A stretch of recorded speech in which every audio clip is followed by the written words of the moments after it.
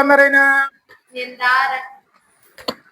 పరలోకానికి సిద్ధపాటుగా ఉండటానికి దానికి తగ్గిన విధంగా మనం ఏ నింద లేని వారిగా మనం దేవుని బిడ్డలుగా నడుచుకునే వారు మనం ఉండాలి. అది దేవుని కోరిక. మీకు తన బిడ్డలు ఎలా రావాలనుకున్నాడు ఆయన? ఏ నింద లేని వారిగా మలుచుకుని మనం నడిపించాలని దేవుని చిత్తం అండి. కానీ దేవుని చిత్తానికి మనం ఎలా లోపడాలి? నువ్వు దేవుని పిలిచిన పిలుపుకి మనం ఏ విధంగా వెళ్ళాలి? దేవుడు మనం పిలిచారు, ఒక తిరుగుబోతులుగా ఆయన కడపడాలా, ఆయనతో నడవాలా, ఒక వ్యభిచారులుగా నడవాలా, ఒక అబద్ధాలు ఆడేవారిగా నడవాలా, ఒక వ్యసనాలతో ఉన్నవారిగా నడవాలా?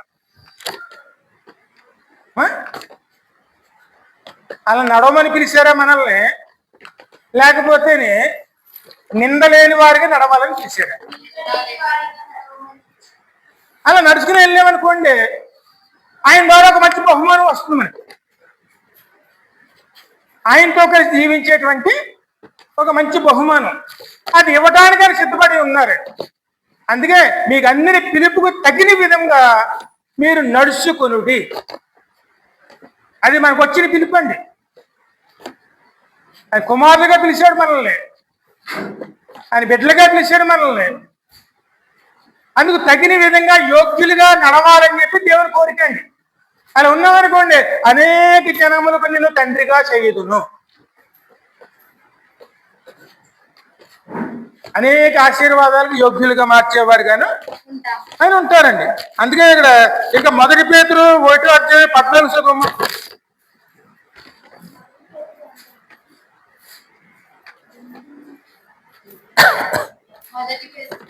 పేతురు పత్రిక 1:14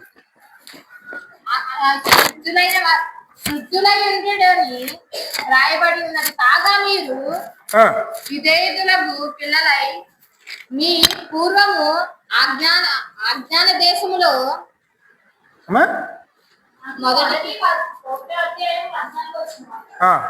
నేను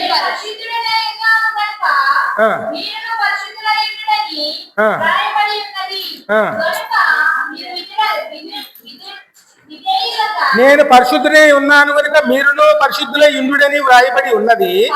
కాగా మీరు విధేయులకు పిల్లలై మీ పూర్వపు అజ్ఞాన దశలో మీ ఉండిన ఆశలను అనుసరించి ప్రవర్తింపక. ఎందుకని దేవుడు పిలిచినప్పుడు మన పూర్వం ఎలాగున్నాం మనం?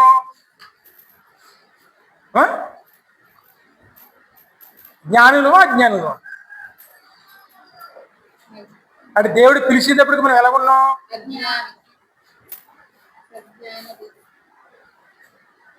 దేవుడు పిలిచిన తర్వాత మనం ఎలా ఉండాలి? అదే పేరు స్పష్టంగా అంటున్నటువంటి పూర్వపు అజ్ఞానుల కాక, అజ్ఞాన ఆశలను బట్టి కాక, మిమ్ములను పిలిచిన పరిశుద్ధులై ఉన్న ప్రకారము మీరును సమస్త ప్రవర్తనల యందు పరిశుద్ధులై యుండుడి, పక్షపాతము లేకుండా క్రియను బట్టి ప్రతి వారికి తీర్పు తీర్చేవాడు తండ్రి అని మీరు ఆయనకు ప్రార్థన చేస్తున్నారు కనుక మీరు పరదేశులై ఉన్నంత కాలము భయముతో గడుపుడి. ఎందుకంటే ఈ లోకంలో మనం జీవిస్తున్నంత కాలం కూడాను పిలుపునేది అందుకున్నాం, కానీ ఇంకా మనం అక్కడ చేరుకున్న వారం కాదండి. అక్కడ చేరుకునే వరకు కూడా మనం ఇక్కడ పరదేశం, అంటే అక్కడికి వెళ్ళటానికి సిద్ధపడి మనం ముందుకు నడుస్తున్న వారం. దాన్ని విడిచిపెట్టేసాం. ఇప్పుడు విడిచిపెట్టేసిన దాన్ని బట్టి వెళ్ళాలా, వెళ్ళబోయే దాన్ని బట్టి వెళ్ళాలా? అందుకు తగిన విధంగానే ఉండాలి కదా. మనం అక్కడి విషయాల మీద దృష్టి ఉండాలా, విడిచిపెట్టేసిన దాని మీద దృష్టి ఉండాలా? విడిచిపెట్టేసిన దాన్ని పక్కన వాడేసి ఎల్లబోయే దాని మీద దృష్టి ఎంచుకుని, ఎల్లబోయేది ఎంత పరిశుద్ధమైందో గ్రహించుకుని దానికి తగిన విధంగా మనం ముందుకు వెళ్ళే వారమే సిద్ధపడి ఉండాలి. దానికోసం ఏం చేయాలి?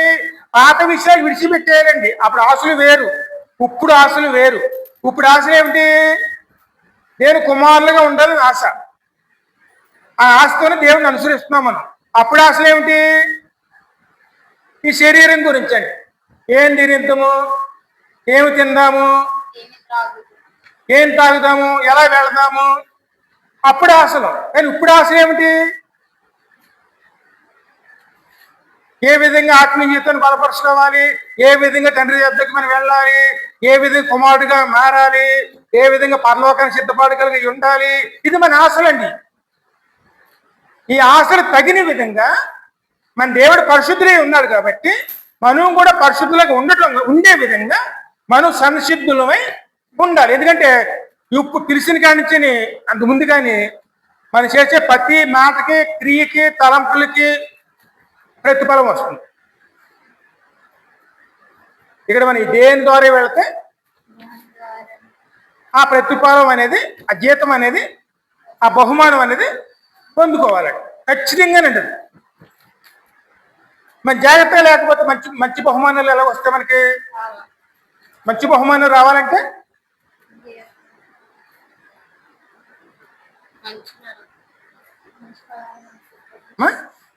మంచి బహుమానం రావాలంటే ఏం చేయాలి?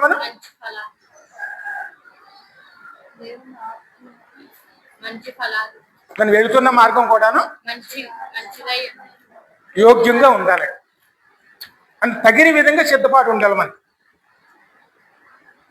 ఎందుకంటే మన కృష్ణ వారు పరిశుద్ధులు కాబట్టి మనం కూడా పరిశుద్ధులుగా ఉండటానికి మనం ఎక్కువ ప్రయాసపడేవారమే ఉన్నాయి. ఎందుకంటే మరి పరదేశంలో ఇక్కడ ఏది మన సొంతం కాదు. మన సొంతమైంది అక్కడ ఉంది. అది పొందుకోవాలంటే దీన్ని ఇవ్వాలి, ఇది పొందుకోవాలంటే దాన్ని ఇచ్చిపెట్టేయాలి. అది ఏదో మంచిదా, ఇది ఏదో మంచిదా? మనకి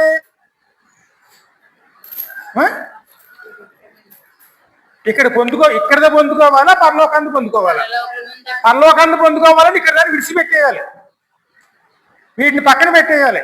దాని మీద ఆశతో మనం దాన్ని సంపాదించుకోవటానికి మనం ప్రయాసపడేవారు ఉండాలి. దానికి తగిన యోగ్యతను మనం సంపాదించుకునేవారు ఉండాలి. ఎందుకంటే మనం పిలిచిన వాడు పరిశుద్ధులు, దానికి సిద్ధపాటు ఉండి మనసు కూడా పరిశుద్ధులుగా వెళ్ళటానికి మనం ప్రయాసపడేవారు ఉండాలి. ఎందుకంటే మనం పిలిచిన వాడు ఎవరు?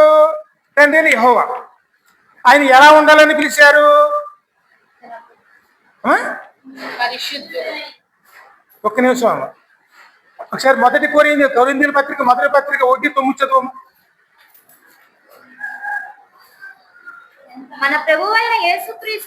మన ప్రభువు యేసుక్రీస్తు అను తన కుమారుని సహవాసమునకు మిమ్ములను పిలిచిన దేవుడు.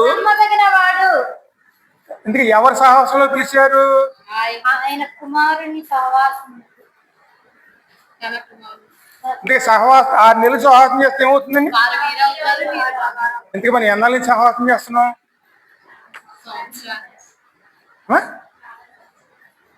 ఆయనలో మారిపోయామా? ఆయనలో ఎందుకు మారలేకపోయాం మనం?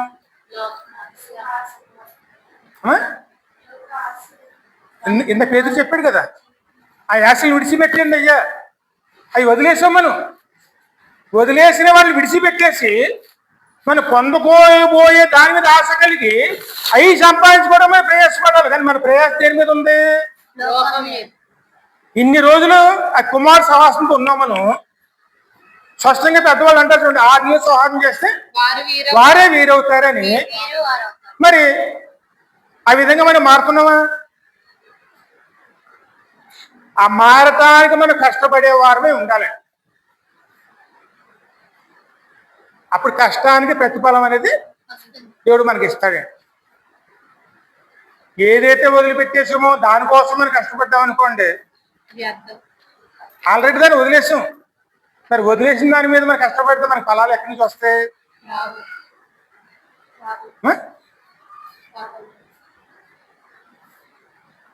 అందుకు మన ఇక్కడ ఈ పిలుపుకు తగిన విధంగా ఫలాలు వచ్చే చోట కష్టపడాలా, ఫలాలు లేని చోట కష్టపడాలి.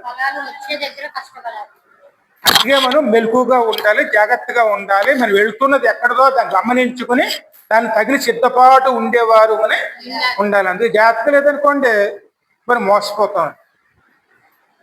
పిలుపు తగినదిగా మనం పొందుకోలేవు. పిలిచే పిలుపు విన్నాం, మనం వచ్చావు, కానీ యోగ్యత ఉన్నది, కానీ దాన్ని పొందుకుని జాగ్రత్త చేసుకునే విధంగా మనం ముందుకు వెళ్ళలేకపోవడం వల్ల పొందుకోవాల్సిన దాన్ని కూడా పొందుకునే పరిస్థితిలోకి వెళ్ళిపోతున్నారు. అందుకే మేము పిలిచిన వాడు నమ్మదగిన వాడు కనుక శుభం అక్కడ.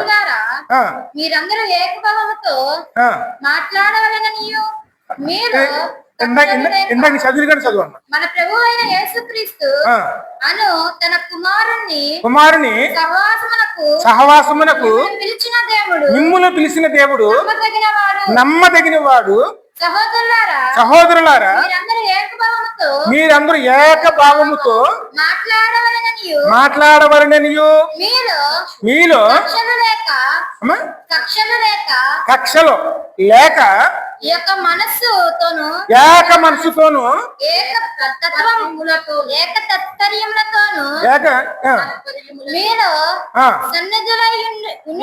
సంసిద్ధులై ఉండుడని మన ప్రభువైన యేసుక్రీస్తు మిమ్మలను వేడుకొనుచున్నాను. ఇక్కడ ఈ విషయం పౌలు ఎవరు వేడుకుంటున్నాడు? ఆయన, అయ్యా మేము పిలిచిన పిలిపితి మీది, మీరు అందరూ ఏకమనసుతో ఉండండి, ఒకటే అభిప్రాయంతో ఉండండి, ఒకటే తలంపుతో ఉండండి, అందరినీ ఒకే పిలుపులో పిలిచాడు ఆయన. అని కుమారులుగా మార్చుకోవడానికి పిలిచాడు, కుమారుని కోసం పిలిచాడు, కుమార్తె రావడానికి పిలిచాడు. మీరు ఏకభావం ఉండి అందరూ ఏకమనసుతోను, మీలో కక్షలు లేకుండాను కుమారుతో నడవండి. అది మనం జరిగించాలి. అప్పుడు అందరూ కలిసి ఏకమనసుతో ముందుకు వెళ్ళగలుగుతుంది. కానీ వెళుతున్న మన నలుగురిలోనూ కక్షలతో వెళ్ళామనుకోండి, ఇంక మనతో కుమారుడితో వెళ్ళగలుగుతాం మనం.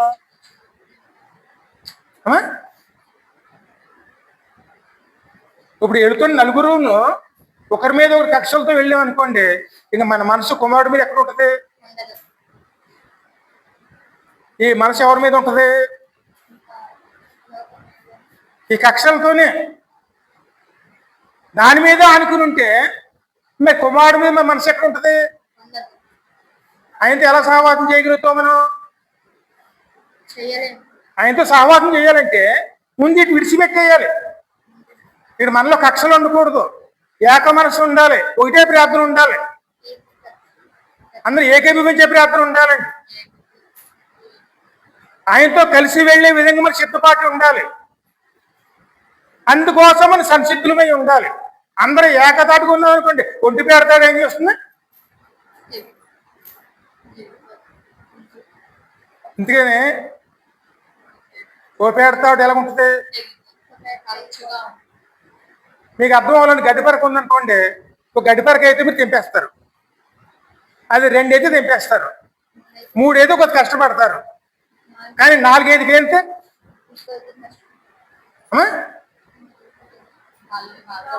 ఎందుకంటే మన గడ్డిపరకలమే, ఏ యోగ్యత లేని వాళ్ళమే. కానీ నలుగురు కలిసి అక్కడ ఏకమైతే ఆ ప్రార్థన ఎలాగుంటుంది?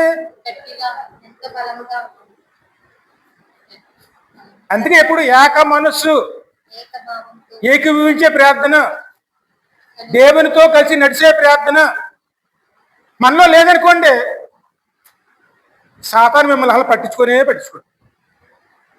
ఎందుకంటే మీరు ఆల్రెడీ ఆడు అనుకునే విధంగా వెళ్ళిపోతున్నారు. ఇవాళ కాకపోతే రేపు తెంపి అవతల ఆడేస్తారు. వాడు భయపడాలంటే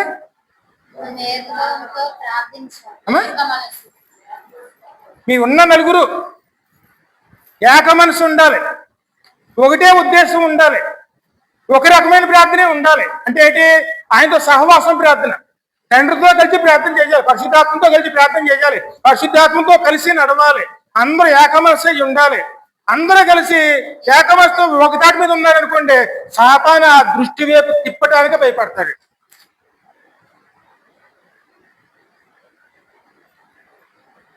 అలా ఉన్న రోజులు చూడండి, సాతాను శోధన రాదు, మన ఇంటి వైపుకి రమ్మన్నవాడు రాడు. ఎందుకంటే అందరూ ఏకబలంతో ఉన్నారు, ఏకమనసుతో ఉన్నారు. తండ్రి, కుమార, పరిశుద్ధాత్మ, మనవుడు అందరూ కలిసి ఏం చేస్తున్నాం? ఏక మనసుతో ఉన్నాం, అందుకు పిలిచాడు మనల్ని. కానీ ఈ అనుకున్న వాటినే మనం పట్టించుకుని వాటి మీదే దృష్టి ఉంచి ఆయాసలతోనే మనం వెళ్తున్నాం అనుకోండి, ఇంక మనతో వచ్చేది ఎవరండి? సాతాను. తండ్రి ఉండడు, కుమారుడు, పరిశుద్ధాత్ముడు ఉండడు, కుమారుడు. కుమారుడు ఉండడు. మరి ఇంక మనతో వచ్చేవాళ్ళు ఎవరు ఇంకా? అందుకే పిలుపుకు తగిన విధంగా ఇక్కడ మన ప్రయాణం ఉండాలి. అదే దేవుని చిత్తం నెరవేరాలి, కానీ మన చిత్తాలు నెరవేరకూడదండి. ఎప్పుడు కూడాను దేవుని బిడ్డలుగా మనం దేవుని చిత్తాలను నెరవేరడానికి మనం ప్రయాసపడాలి, కానీ మన చిత్తాలు నెరవేర్చుకోవడానికి ప్రయాసపడాలి. మన చిత్తాలు నెరవేర్చుకున్నాం అనుకోండి, మనం ఏమవుతామో మనకు తెలియదు. కానీ దేవుని చిత్తానికి లోబడితే ఆయన అనుకునే విధంగా వెళ్తాం. అందుకే దేవుడు మనం ఎందుకు పిలిచాడు? తన కుమారు సహవాసాన్ని పిలిచాడు. ఆ సహవాసం కూడా ఎందుకు పిలిచాడంటే రోమీయులు 8:28 చూడమ్మా. 8. 8:28 దేవుని ప్రేమించు వారికి, దేవునిని ప్రేమించు వారికి. అనగా ఆయన సంకల్పం. అందుకే ఈ మాట ఎవరికి అమ్మా? దేవుణ్ణి ప్రేమించు వారికి, అందరు ప్రేమిస్తున్నారా? వారికేనండి.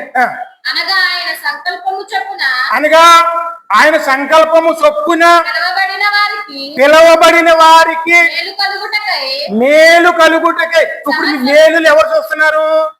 ఆయనను ప్రేమించిన వారికి. ఇప్పుడు మన మేలుల కోసం ఎవరు ఆలోచిస్తున్నారు? ఆయన దేవుడు ఆయనే ఆలోచిస్తున్నారు. కాబట్టి ఆ మేలు కలుగుటకై సమస్తమును సమకూడి జరుగుతున్నవి ఎరుగుదుము. ఎందుకనగా తన కుమారుడు అనేక సహోదరులలో జ్యేష్ఠుడగునట్లు దేవుడు వారిని ముందుగానే ఎరిగి ఉండెను. వారు తన కుమారునితో సారూప్యము గలవారై వారిని ముందుగా నిర్ణయించెను. ఇప్పుడు మన దేవుడు ఎంత పిలిచాడు? తన కుమారుని స్వరూపంలో పిలిచాడండి. అంటే ఆయనలాగా. ఇప్పుడు ఏదైనా సరే డూప్లికేట్ చేయాలంటే మనం ఏం చేస్తాం?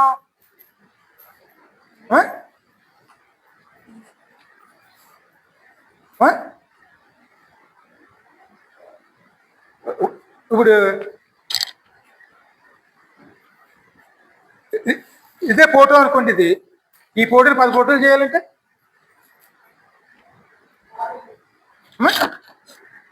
చిన్న జీరక్స్లో పెట్టుకెళ్తామా? అలాగే తన కుమారుడు యొక్క స్వరూపంలోకి ఆయనలాగే మనం నిర్మించాలి. అందుకే అనేక సహోదరులు తన ఆయన జ్యేష్ఠుడు అంటే ఆయన మనకు జ్యేష్ఠుడు అంటే ఆయన మన సహోదరుడు. ఆయన స్వరూపంలోను ఆయనలోను ఆయనలాగే దేవుడు మనల్ని నిర్ణయించాడు. కాబట్టి మనం ఇప్పుడు ఎవరో మనం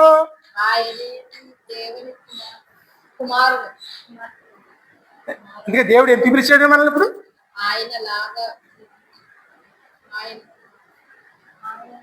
మరి దాన్ని తగిన విధంగా మనం ముందుకెళ్ళాలా, లేకపోతే ఇంకా ఇడిచిపెట్టేసిన దాంతో ముందుకెళ్ళాలా? ఇప్పుడు ఇది విలువైందే కదా, ఇది దేవుడు ఇవ్వబోయేది. మరి దీనికి తగినట్లుగా వెళ్ళాలి. మరి ఇది ఉన్నతమైన బహుమానం అండి. ఈ బహుమానం దేవుడు మనకి ఇవ్వాలి నిర్ణయించాడు. కాబట్టి దాన్ని తగిన విధంగా మనం ముందుకెళ్లేవారు ఇదివరకే పొందుకున్నాం అనేది కాదు, చివరి వరకు మనం కాపాడుకోవాలి. సాతాను ఊరుకోడండి. ఏసైలాగా మారతాను నేనంటే దేవుడైతే నడిపిస్తాడేమో, ఒక సాతాను ఊరుకోడు. ఎలాగైనా చనలా మార్చుకుంటాడు. వాడికి దొరకకూడదంటే మనం ఐకమత్యంతోనూ ఏకమనసుతోనూ మనం ఇందులో కలిసి పోరాడేవారు ఉండాలి. అప్పుడు మనం క్రీస్తులా మారగలుగుతాం. అందుకే మనం పిలువబడ్డామా.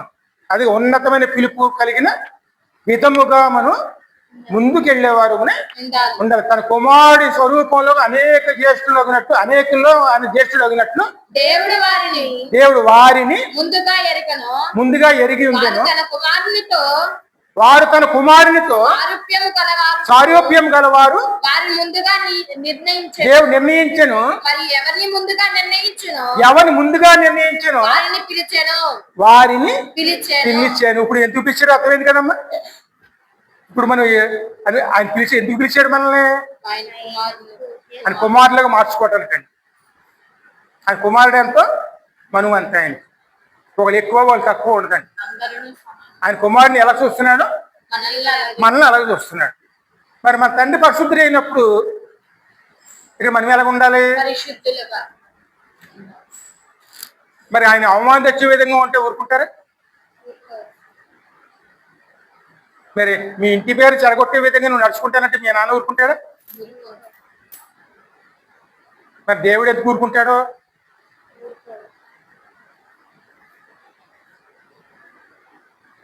అదే అలా నడుచుకోవడం ఎంత దేవుడికి అవమానం కలుగుతుంది. ఇక్కడ మీరెంత బాధపడతారో అంతకన్నా ఎక్కువగా దేవుడు బాధపడతాడు. ఎందుకంటే దానికోసం ఏం పెట్టాడైనా ప్రాణం పెట్టాడు. ఆ పిలుపుకు తగిన విధంగానే ముందుకు వెళ్ళాలి, కానీ మనం తోచిన విధంగా వెళ్ళకూడదండి. ఈ లోక లాభాలు కాదండి. కేవలం తిండి కోసమో లేకపోతే భర్త కోసమో 4 రూపాయల కోసమో దేవుని నామాన్ని అవమానపరిచే వారికి ఉండకూడదండి. ఈ పిలుపు వేరు, ఆ పిలుపు వేరు. దానికి తగిన విధంగానే ముందుకు వెళ్ళాలి తప్ప ఈ లోక పిలుపుకు తగిన విధంగా వెళ్ళకూడదు. ఉన్నతమైన పిలుపు అది. దేవుడు మనకి ఇచ్చారు, పిలిచారు, యోగ్యతను ఇచ్చారు ఆయన. అనేక మంది ఉన్నారు, ఎవరికి లేదండి అది. ఈ గ్రామంలో ఎంతమంది ఉన్నారు జనం? అనేక మందికి లేని యోగ్యత, అటువంటి అర్హత దేవుడు మన గుర్తుండి మనల్ని ఎరిగి ఉండి మనల్ని నడిపించడానికి ఆయన సిద్ధపడి ఆయన మన పిలిచిన పిలుపుకి తగిన విధంగా ముందుకెళ్ళేవనుకోండి సంతోషంతో పరిశుద్ధాత్మను మనలో ఉండి నడిపిస్తారు. ఆ సిద్ధపాటు ఎవరు ఉండాలి? ఖచ్చితంగా మనం ఉండేవారు ఉండాలి. అదేవిధంగా ప్రకటన గ్రంథం చూడవ ఆ విధంగా వెళ్తే ప్రకటన గ్రంథం 22:12 ఇంకొక 2 వచనాలు చదివేసి ముక్తి చేసుకుందాం. ఇదిగో నేను త్వరలో వచ్చేస్తున్నాను. ఎవరి వారి క్రియలు చొప్పున ప్రతి వారికి ఇచ్చుటకు నేను సిద్ధపరిచిన జీతము నా యొక్క ఉన్నది. జీతం అంటే ఏమిటి? ఈ లోకంలో మనం కష్టపడతాం చూడండి, ప్రతి దానికి జీతం. మీరు ఒక మాట మాట్లాడతారు చూడండి, ఆ మాటకు కూడా జీతం ఉంది. ఆ మాట చెడు మాట అయితే అటువంటి జీతం వస్తుంది, మంచి మాట అయితే అటువంటి జీతం వస్తుంది, కానీ జీతం లేకుండా ఉండదు. ప్రతి దానికి, ప్రతి ఆలోచనలకి, ప్రతి క్రియలకి, ప్రతి దానికి దేవుడు జీతం తీసుకొస్తారు. ఖచ్చితంగా తీసుకోవాల్సిందే. మనం మంచి క్రియలు చేసుకుంటూ ముందుకెళ్ళిపోయామనుకోండి మంచి జీవితాలు తీసుకుని మనం మంచి భవిష్యత్తు ఉంటుందండి. కానీ ఇక్కడ మన ఇష్టానుసారం చేసుకోండి ఆ ఫలాలు కూడా మనమే పొందుకోవాలి. ఆ జీతం మనం అనుభవించాలి. అదే అంటున్నాడు ఆయన, ఎవరి జీతం వారికి నేను నా యొద్ద ఉన్నది, నేనే అల్పయు ఒమేగయు మొదటి వాడును కడపటి వాడును ఆదియు అంతమునే ఉన్నాను. జీవ వృక్షమునకు హక్కు గలవని గుమ్మముల గుండా ఆ పట్టణంలోనికి ప్రవేశించినట్లు తమ వస్త్రములను ఆ మాట అన్లైడ్ చేసుకోండి.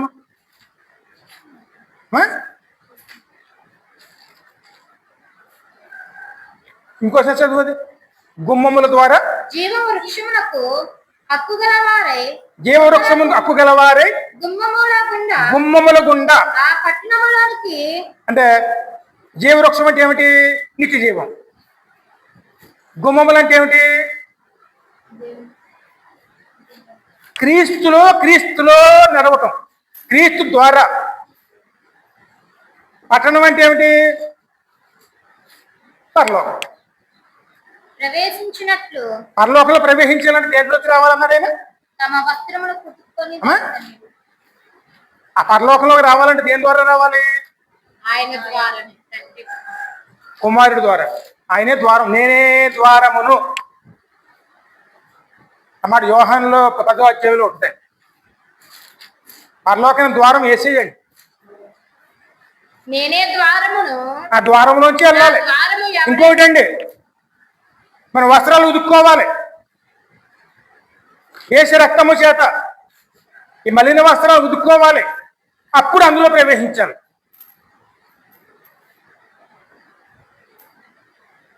యేసు రక్తం మాకు అవసరం లేదయ్యా, మా బాప్తిస్తాలు అవసరం లేదయ్యా, మేము ఎలా వచ్చేస్తామయ్యా, వచ్చేస్తామంటే పరలోక ప్రవేశం ఉండదండి.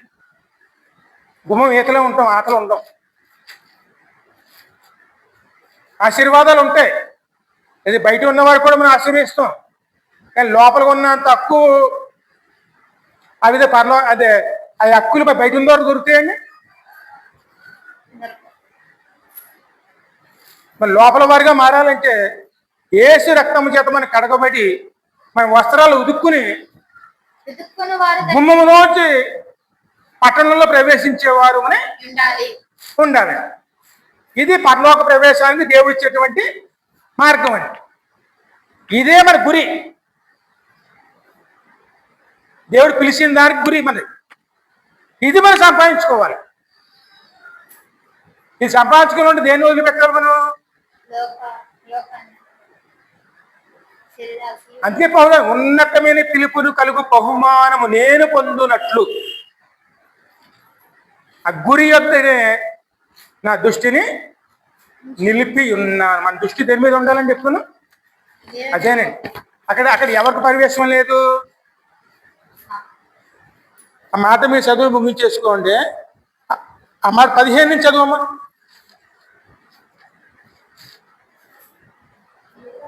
ప్రకటన గ్రంథం ఆ.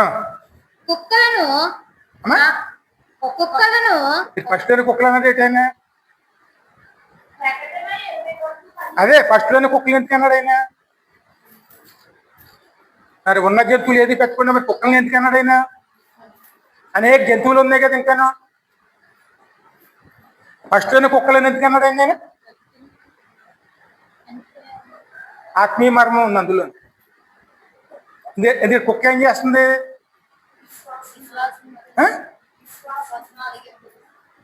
ఎక్కేస్తుంది, ఎక్కేస్తుంది, వెంటనే తినేస్తుంది. అటువంటి స్వభావం ఉన్న వాళ్ళని దేవుడు ఈ రీతిగా అసహించుకోవాలి. అందుకే మొదటి స్థానం ఎవరికి ఇచ్చాడు?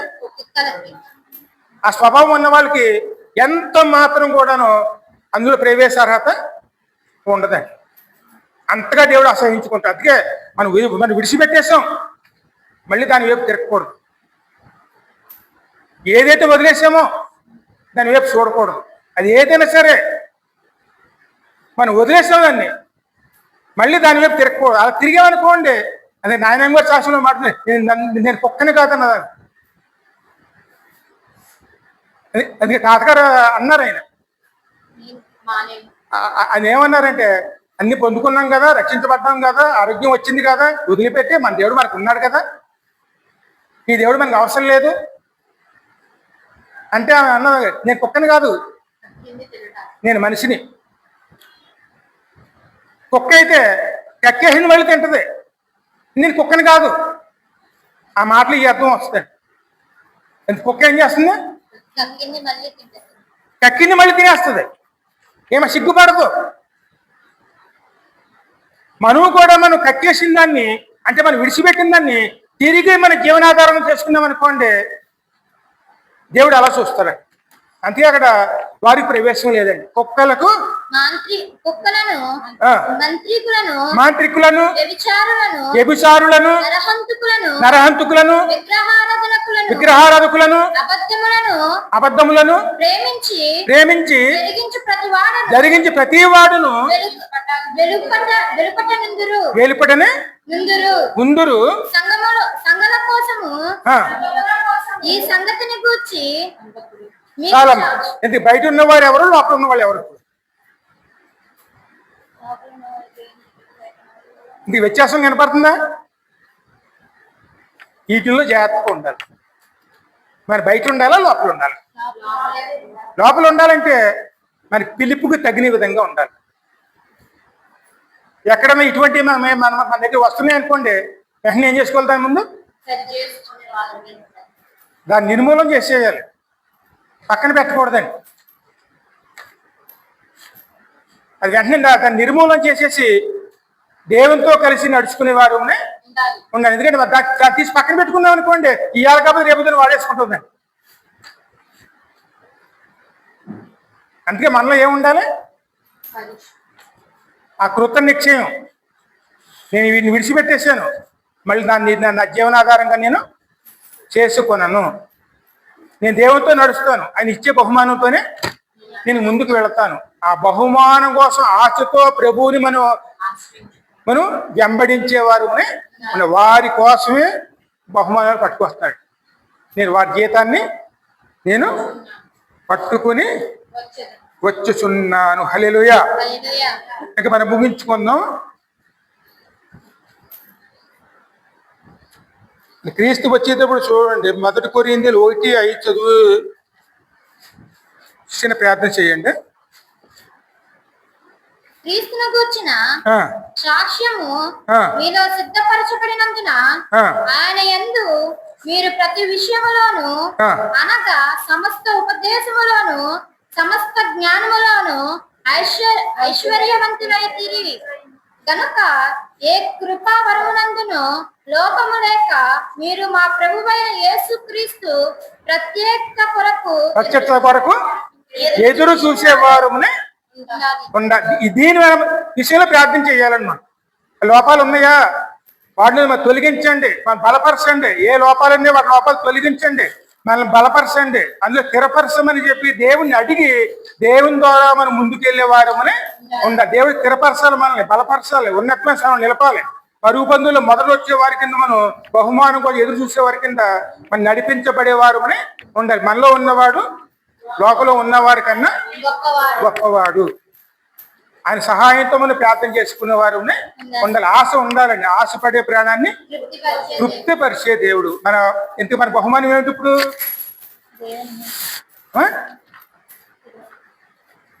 ఇంక దేవుడు ఇస్తానని బహుమానం ఏంటి?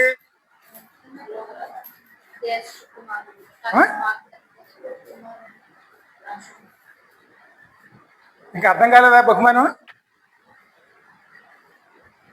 పరలోకములోను దేవుడి సింహాసనం పక్కన, కుమారుడు సింహాసనం పక్కన ఒక సింహాసనం, మన స్థానం అక్కడ.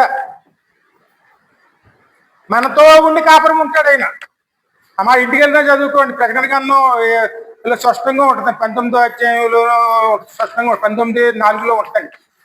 అక్కడ దేవుడు మనుషులతో కాపురం ఉండెను, అక్కడ ఉంటాం మనం. అది మన బహుమానం. అందుకే మన దేవుడు పిలిచాడు మనల్ని. దాని మీద ఆశ కలిగి ఉండాలి మనం. ప్రభా, మీ ఇక్కడ వారం కాదు, అక్కడ ఉండేవారం, నీతో కలిసి ఉండేవారం. ఆ పిలుపుకి తగిన విధంగా, బహుమానం తగిన విధంగా మీరు మమ్మల్ని నడిపించండి. అయోగ్యులుగా కాదు, యోగ్యులుగా నడిపించండి. మా లోపాలుంటే మీరు తీసివేయండి, మీరే మమ్మల్ని సరిచేయండి. మనం ప్రార్థించుకునేవారు ఉండే. ప్రార్థన ఎప్పుడు కూడాను మీరు తెలుసుకోవాల్సింది ఏమిటంటే, ప్రార్థన ఎప్పుడు కూడాను దైవశక్తానుసారంగా ఉండాలి. వాక్యాన్ని బట్టి ప్రార్థించుకునేవారు ఉండాలండి. ఇప్పుడు ఏ ప్రార్థన అయినా సరే, ప్రార్థన ఎలా చేయాలి?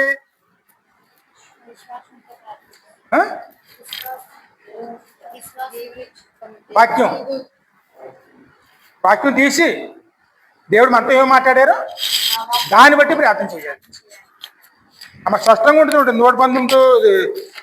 139 కీర్తన 23వ వచనం. ఆ ప్రార్థన మనం చేసుకుంటూ ముందుకెళ్ళామనుకోండి,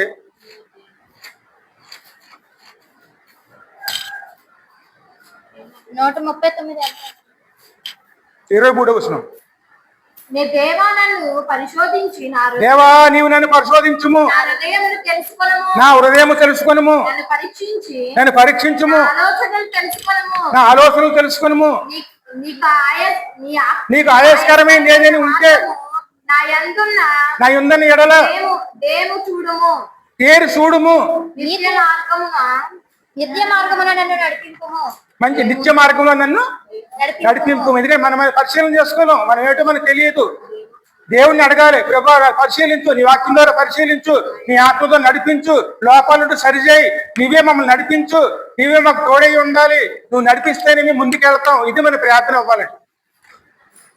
అదే వాక్యానుసారమైన ప్రార్థన. మన లోపాలు దేవునికి అప్పచెప్పేయాలి.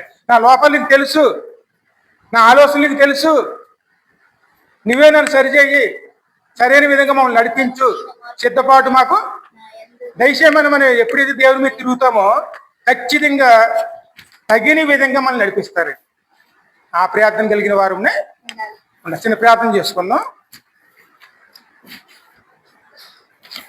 అత్యున్న సింహాసనపై ఆశుడైన ప్రభానికి వందములు స్తోత్రమైన స్తోత్రార్హుడు పరిశుద్ధ